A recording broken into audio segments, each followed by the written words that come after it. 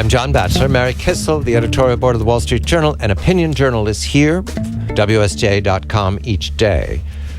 Mary is ahead of me on Breaking Bad, but we're tied on the Affordable Care Act because we've both had an opportunity to speak to Dan Henniger, the deputy editor of the editorial page, in these last hours. And Dan has a wonderful and witty and ironic column up about the Affordable Care Act that's presenting itself to the American people October 1st, actually midnight. I'll be on air.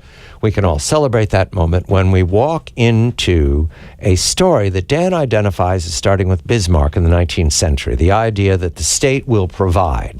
The state will provide care. The state will provide everything you need in order to retire or when you're ill.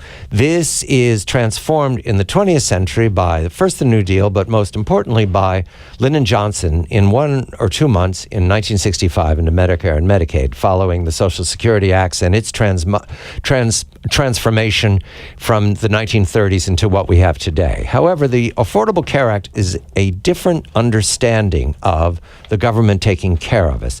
Mary, I was struck in the episode, and everybody can go to WSJ.com and watch Dan with Mary, that you played a clip from the president's presentation at the Clinton Initiative before you began your conversation.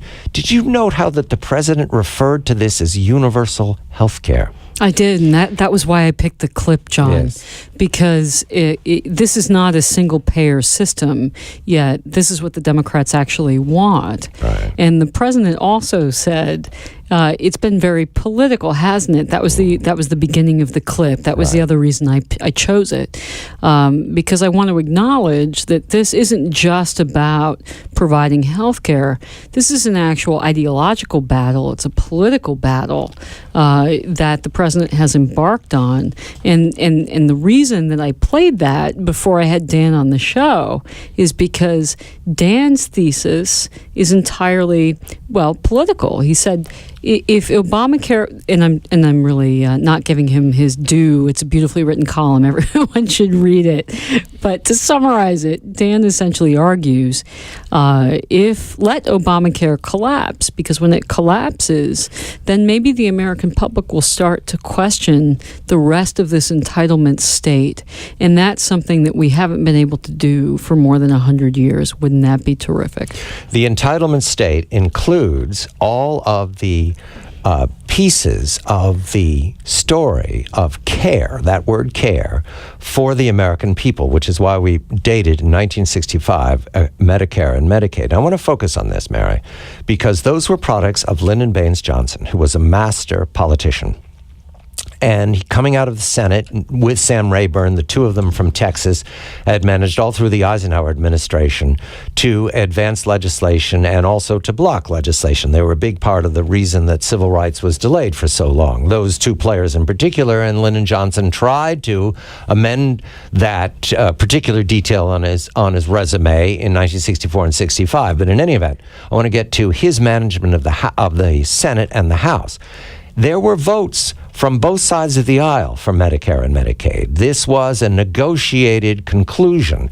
What is striking about the Affordable Care Act coming online, there were no Republican votes. There was no attempt by the President of the United States to knit together a piece of legislation where both parties were participating in the case, good or bad.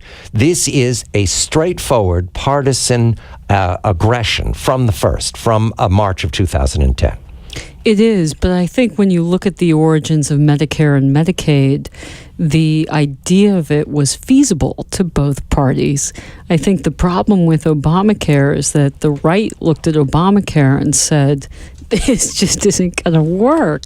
Why would we do this? Right. Yes, we all want better health care, of course, but there's no pathway here to making this work when you're going to tell young people you have to pay a lot more for health care for just to subsidize someone who you don't know, who's probably halfway across the country.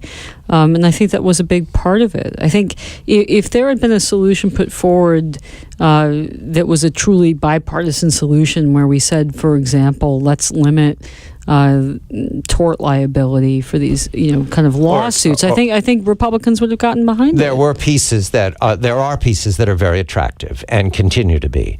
However, the president is not talking about pieces. He's talking about a victory. His language is pugnacious, and we see now, and we're going to discuss presently, the pugilism that's going on Capitol Hill.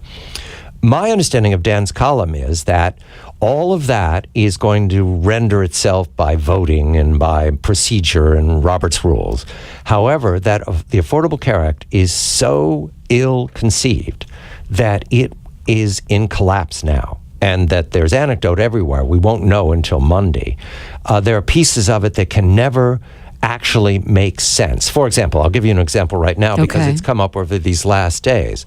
We know that the states that are participating in this, there are certain states that have set up their own exchanges, and all states are using the national exchange if they don't have their own.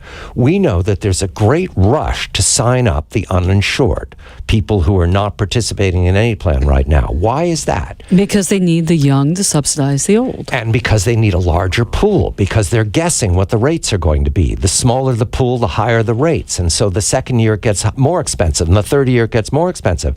But I learn anecdotally that the people whom they're going after, the uninsured, the ones they want to really sign up, are the people who have the least understanding of what's going on. Yeah. They're almost, it's only really geeky, newsy people like us who understand the scale. In fact, John, there's a Deloitte survey that was out last week that I would also commend the audience to, that puts numbers on that explains that.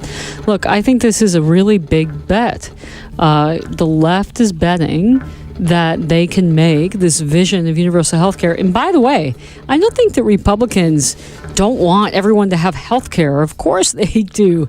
The dispute here is about the tactics. I think it's not about the end point. Mary Kissel, we'll continue because we're going to talk about the fight on the Hill right now. Mary Kissel, the editorial board of the Wall Street Journal, an opinion journal. She's the host of her show with Dan Henniger. I'm going to speak to Mr. Henniger later on tonight. I'm John Batchelor.